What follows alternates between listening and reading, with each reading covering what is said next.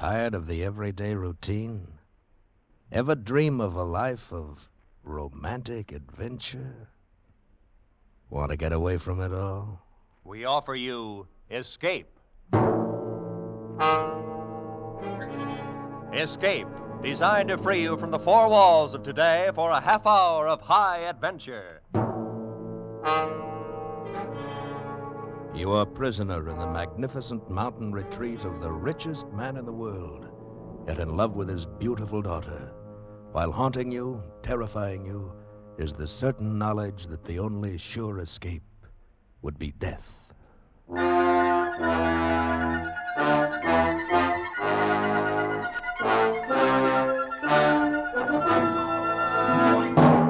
Today, with Sam Edwards starred as John Unger, we escape to an isolated plateau in the Rocky Mountains and the strange story of a stranger family, as F. Scott Fitzgerald told it in his fascinating tale, The Diamond as Big as the Ritz.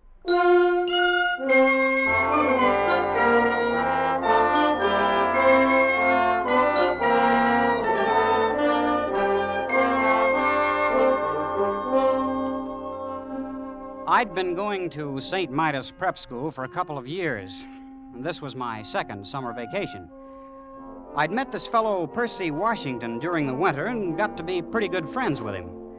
Only I didn't know about his family or where he came from or anything like that. Of course, I knew he must be rich. All the fellows at St. Midas came from wealthy families. So when he invited me to spend the summer at his home out west someplace, that was okay by me. We'd been traveling on the super cheap overnight when Percy first mentioned it.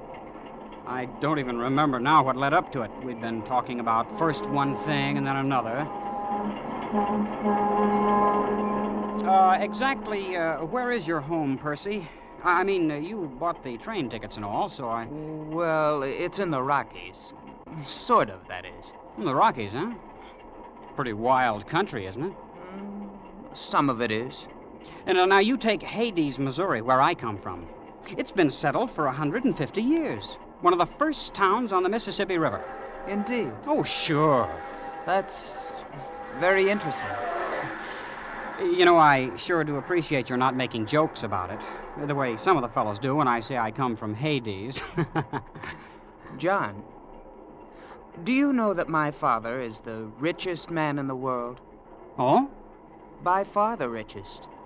I read about a man that paid taxes on a $5 million income. Small fry. If my father paid a tax on his real income, he'd disrupt the whole economy of the United States. No kidding. Oh, I like rich people. The richer a fellow is, the better I like him. My father could buy out all the millionaires in the country and not even know he'd done it. Is that a fact? I visited at the Schlitzer Murphys once. They're plenty rich. Why, their daughter, Vivian's got rubies as big as hen's eggs. I like jewels. Always have. I used to collect them instead of stamps. And diamonds? The Schlitzer Murphys had diamonds as big as walnuts. Oh, that's nothing. Huh? Nothing at all. My father has a diamond as big as the Ritz. Oh. Please. I'm not joking. But you mean as big as the Ritz-Carlton Hotel? Exactly. My father has a diamond as big as the Ritz.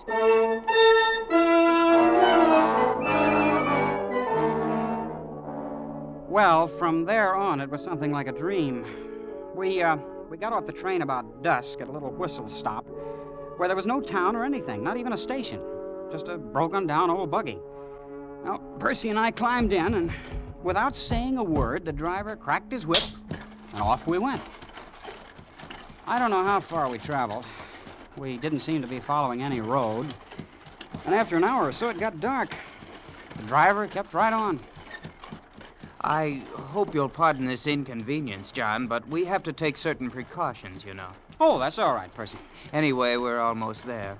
You're home, you mean? Oh, no. To the place where we consider it safe to transfer. Transfer? What do you mean? There's the signal now. Headlights. Pull up the horse, Absam. They've seen us. An automobile. Yeah, but how? There's no road. Oh, it's special built. Doesn't need roads. Welcome home, Master. Good evening, Gigson. Come on, John. Let's get in. Gosh, what's the body made out of? Silver? No, platinum. Those are emeralds in the hubcaps. And the upholstering, it's fur. Mink. You are ready, Master? Anytime, Gigson.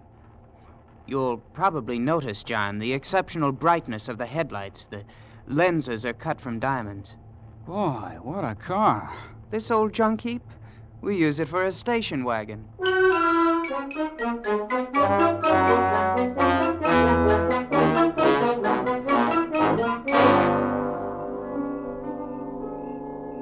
Hey, why did we stop, Percy? This is just a deserted canyon. Wait, John, you'll see.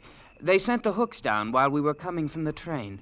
The hooks? Yes, to attach to the wheels, you know. That's what Gigsom's doing now. Oh, incidentally, Gigsom will look after you during your visit. Look after me. Your personal valet. Of course, there'll be other slaves available, too, whenever you need them. Do you have a lot of slaves? 300 or 400, I suppose. Master? Oh, all ready, Gigsom? Yes, Master.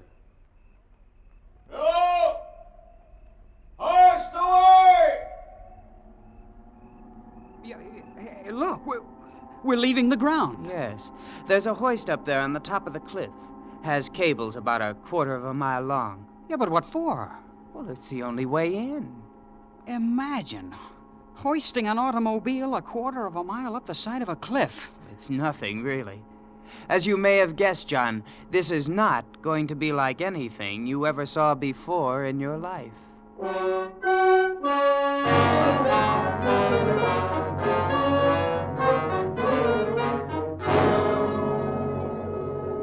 Well, John, there it is. That's your home? Yes. Why, it's magnificent. It's palatial. It's not a bad little place. How big is it? I think there are around 140 rooms, but Father may remember exactly. Then, of course, there are other buildings, slaves' quarters and things. Well, why hasn't anyone ever found out about it? This place, I mean. For one thing, it's the only 5 square miles in the country that have never been surveyed. Why not? Oh, things were arranged. I don't see how that's possible. Believe me, it hasn't been easy. I understand Grandfather had to bribe 3 government bureaus and half of Congress once to keep the place off the maps. Oh, yeah, but surely somebody stumbled onto it. Prospectors, people like that. Oh, yes, that happens occasionally. Then, of course, we have to arrange things. You mean... Oh, not always. Usually we just take them prisoner and keep them, like the aviators. Planes come here? Once in a while they fly over. Of course, they never get away. We have 9 anti-aircraft batteries around the hill here.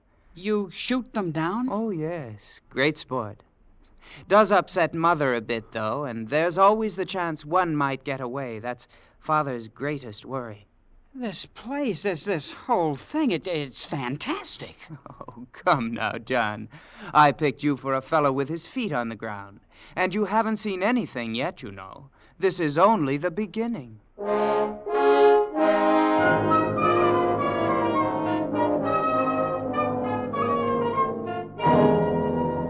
And it was only the beginning.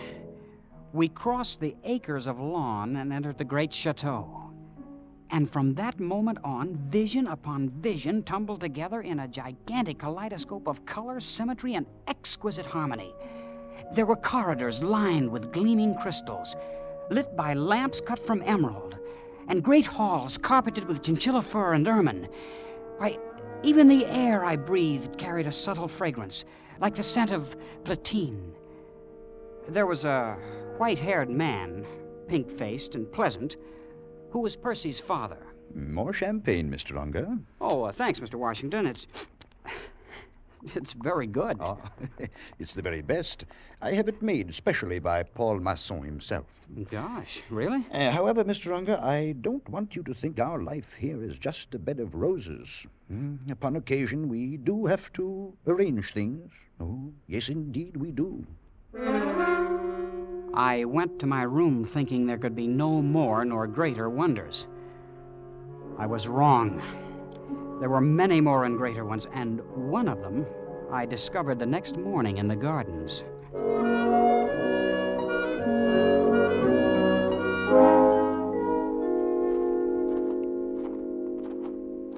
Hello there. Huh? Yeah. Oh. You're lovely. My name is Kismine. You're John Unger. You're a friend of my brother. Are you from the East? No. At least, not exactly. I'm from Hades. Oh? Missouri. Would you like to sit down here on the grass?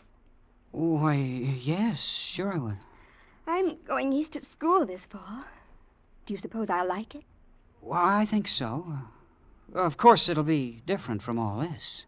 That's what my sister Jasmine says, and she's in the East now. I've never been outside. I hope you won't be offended, but you're the most beautiful girl I've ever seen. Yes, I know. What? I surprised you, didn't I? A year ago, I would have said thank you. But Father says it's very necessary to learn to take things for granted. Sure. I like you, John. I wish you'd spend some of your time with me this summer. Not all with Percy. I will, Kismine. I will. You may be in love with me if you'd like to. I'm absolutely fresh ground, you know. I think I am in love with you. Already. Of course, we'll have to meet secretly. My parents wouldn't permit it if they knew. Then that's what we'll do. I have to go now. I'm supposed to be with Mother at 11. Well, aren't you going to ask me for a kiss? Huh? Jasmine says boys always do nowadays. Oh, some of them do. But not me. We don't expect nice girls to do that sort of thing in Hades.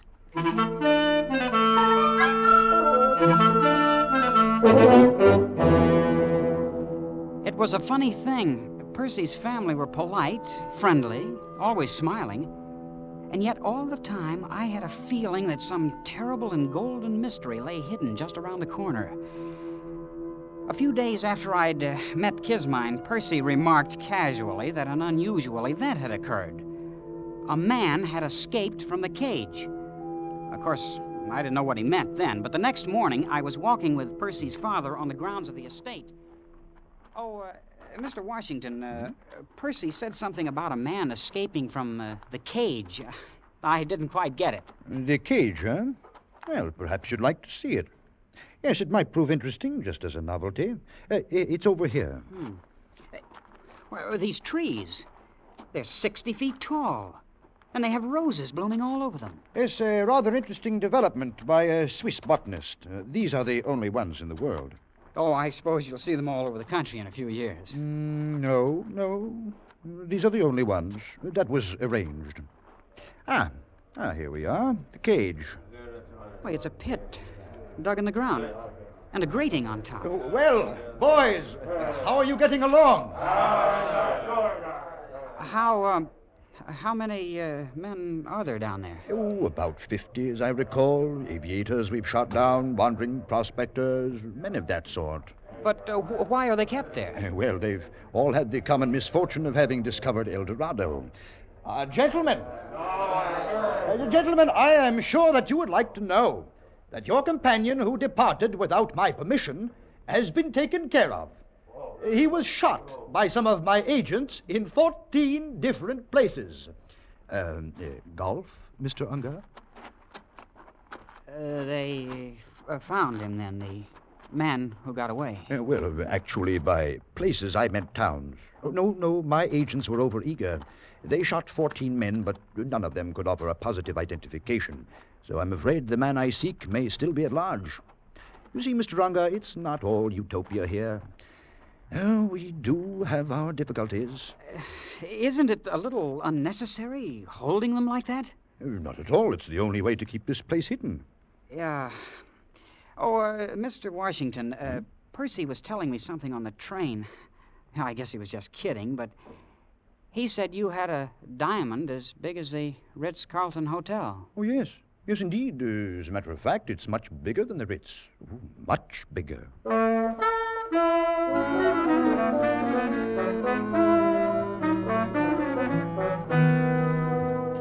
Well, summer went on, and I was more and more in love with Kismine. She, too, was priceless, exquisite. like no other girl in the world. After a couple of weeks, I'd kissed her, of course, and I was really in love for the first time. Yeah, I should have known. I should have put two and two together when Percy's father showed me the cage, but I didn't. Until one morning late in the summer, I'd slipped off with Kismine to the rose gardens. Kismine, I think we ought to elope. I don't know. It would be much nicer to be married here, but then it would be much more romantic to elope. All the Sunday supplements would write stories about it. Oh, Kismine. I knew an heiress from Omaha once, but I don't think you'd like her. She visited my sister here.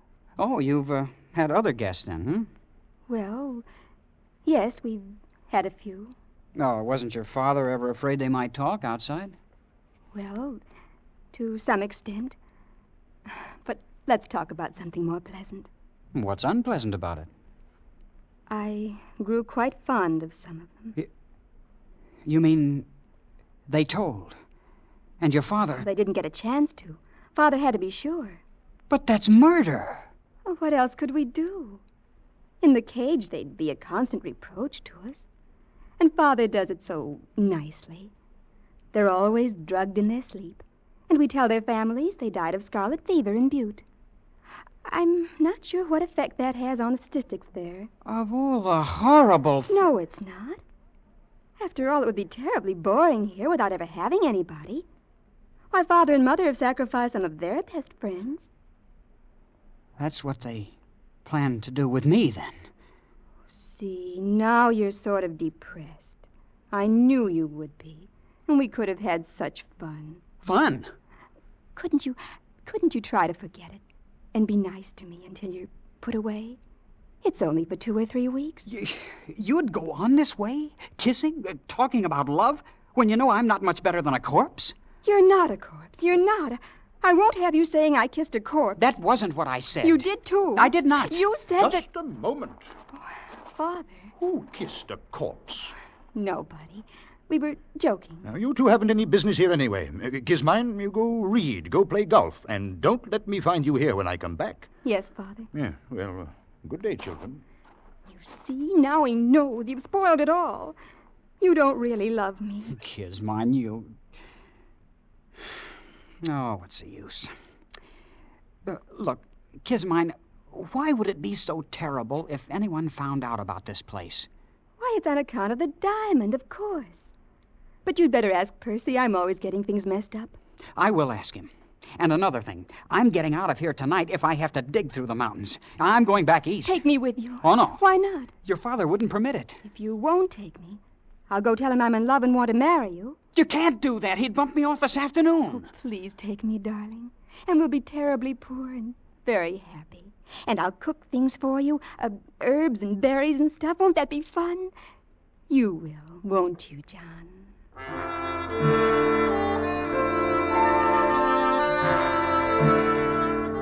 Well, my head was really in a whirl. This whole thing was fantastic. And so was the family. Even Kismine. Well, I couldn't think of anything to do, but I rushed to see Percy. But, John, why didn't you ask me before? Because I thought you were kidding all the time. I know. You wouldn't have believed me if I had told you. I'm ready to believe anything now. Well, it was Grandfather who started the whole thing. Purely an accident. He came out here from Virginia and stumbled onto it. Onto what? The diamond, of course. Grandfather spent 2 years going around to different cities of the world, selling bits of it. And then he started building this place. First, he started putting his money in jewels, and then he found the radium took up much less space. Father's carried on since, you know. But why the secrecy? Oh, it just wouldn't do if anyone found out. Ruin the economy of the world. The thing's too big. This thing has been going on for 3 generations. The cage, this thing of inviting friends. Oh, yes.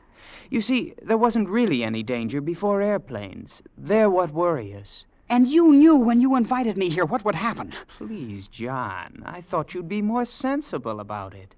After all, you can see my position. Yeah. Where is it? Where do you keep this diamond that's caused so cockeyed much trouble? I thought you'd guessed. You've noticed the hill the chateau stands on. Oh, yes, but... It contains a cubic mile. And except for a thin covering of dirt, It's one big, solid diamond.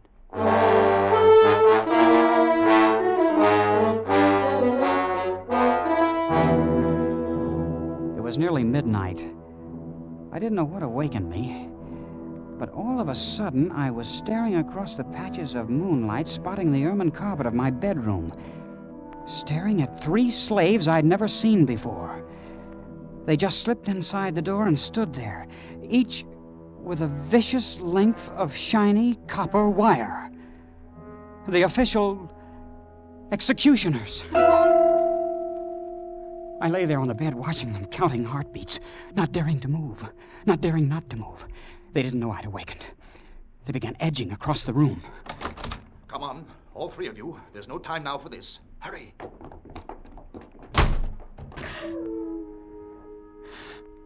I took one long, deep breath, the first in several moments. Then I was out of the bed in an instant, throwing on my clothes and dashing through the long crystal corridor to Kismine's room. Kismine, are you awake? John, over here by the window. So they woke you up, too. If you mean 3 of your father's slaves. No, airplanes. Airplanes. So that's what it is. At least a dozen. I saw them crossing against the moon. Look, they're circling way over there. You think they're here on purpose? Oh, yes, they dropped warnings to Father.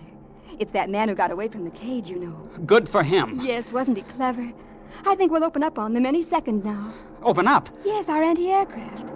Oh, this is thrilling. Thrilling? Oh, look, they're in range now. Bravo! Bravo! Kismine, get away from that window! Good heavens, did you see that? Yes, and we've got to get out of here.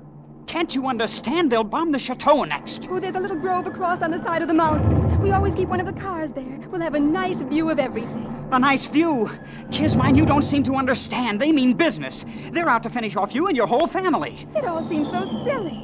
Why, when you come right down to it, they've never even met us.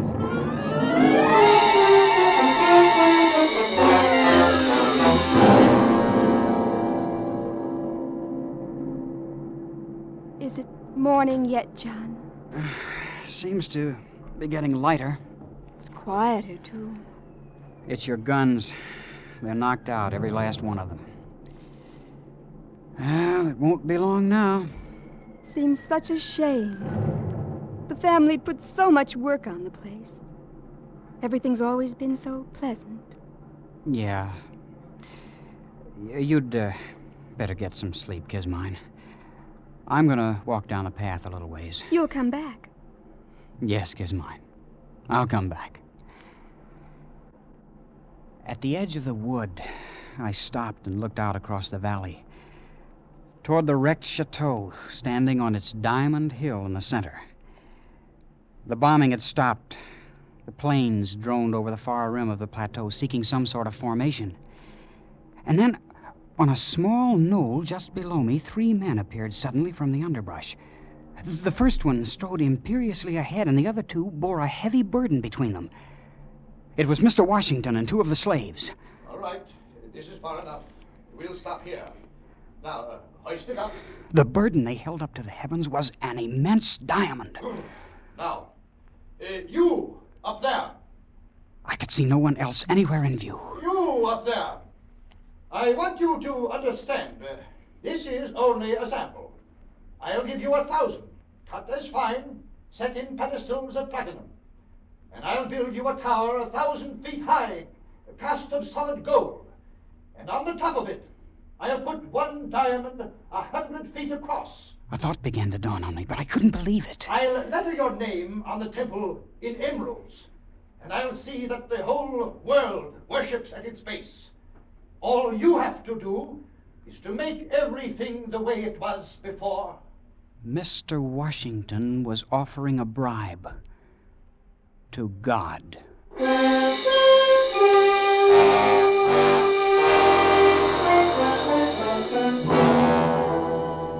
He stopped talking, waiting for an answer. And then, out of those same silent heavens, blossomed the white puffs of parachutes. The man who tried to bribe God looked up and saw them, became old in an instant, and turning with lowered head, walked down the path toward the chateau. With sudden premonition, I whirled and headed for the spot where I left Kismine. Kismine and the car that needed no roads.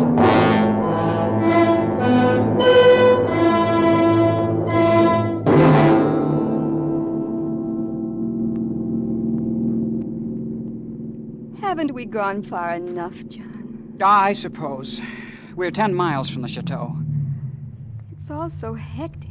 This rushing about and losing sleep and everything. Hand me those field glasses. Here they are. Can you see anything? No. Oh, wait. What is it? It's your father and mother. And Percy.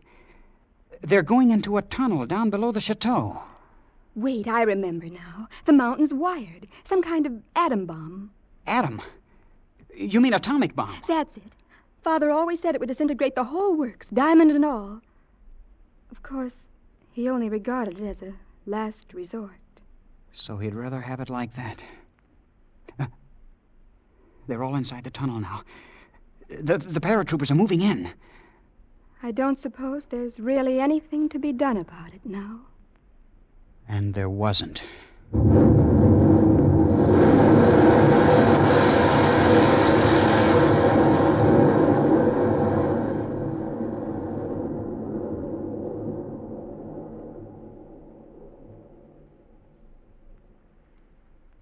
I keep thinking about things the way they were.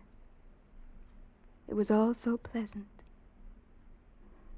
I don't suppose it will ever be exactly like that again. Not ever, Gizmine. And maybe it never was. You know, youth is a time for dreaming, and dreams die, too. I'll probably have to take in washing. But of course we'll be very happy. What will we do, John? Do? Mm-hmm. Oh, we can love a while underneath the stars. That's a form of divine drunkenness we can all try. And then there may be other diamonds in the world, who knows?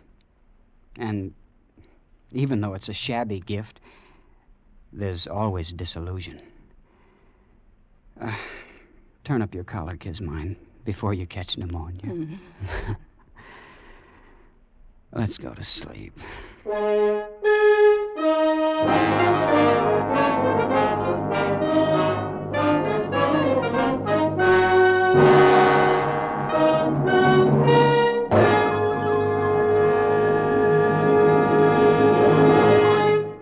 Escape, produced and directed by Norman Macdonald, has brought you Sam Edwards in The Diamond as Big as the Ritz by F. Scott Fitzgerald. The radio adaptation was by Les Crutchfield, with editorial supervision by John Dunkel. Featured in the cast were Nina Clouden as Kismine and Hugh Thomas as Percy, with John Daner and Jack Crucian. The special musical score was conducted by Leith Stevens.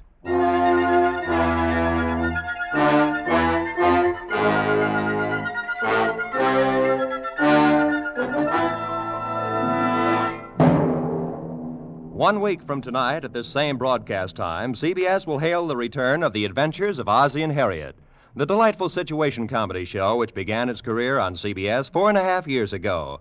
As they take their place among the stars on CBS's 10 great Sunday night shows, Ozzie and Harriet will celebrate their homecoming by presenting to their CBS audience their own sons, David and Ricky.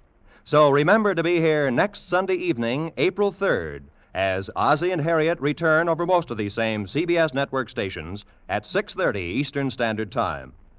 Now, stay tuned for the Jack Benny Show, which follows immediately. This is Roy Rowan speaking.